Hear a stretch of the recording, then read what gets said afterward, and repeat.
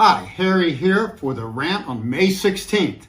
Well, I'm a little across the ocean here. I'm in Turkey.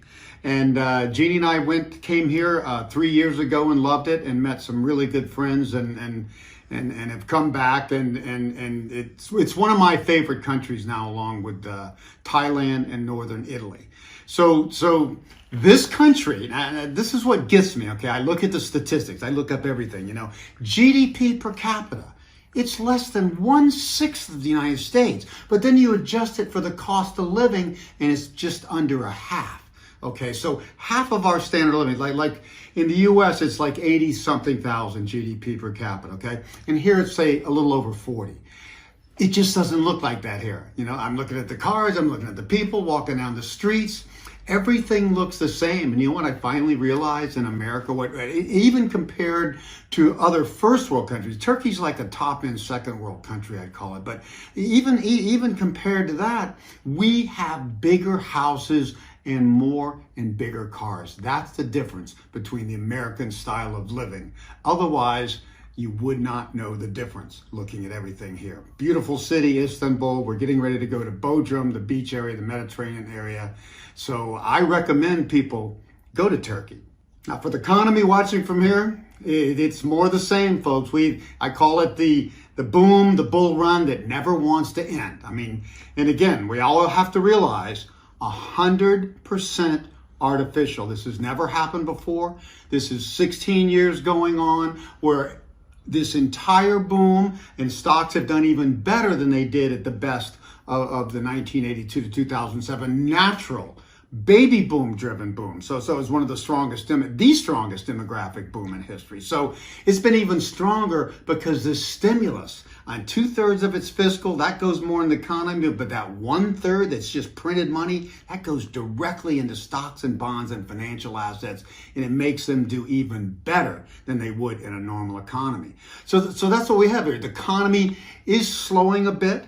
And they were expecting a recession a year ago. Now it's kind of like maybe. So the economy's doing better than expected. But again, it's still because of stimulus. And I don't see how this can last much longer. And for the simplest logic, how many times can you refinance your mortgage because rates went down again? How many times can you trade up to a better home?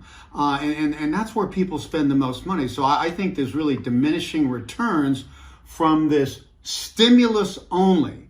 And remember, when did this last boom in stocks from 2009 to 2025 occur? 90% of that was during one of the deepest demographic downturns in history, more like 1930 to 1942. So again, 100% artificial.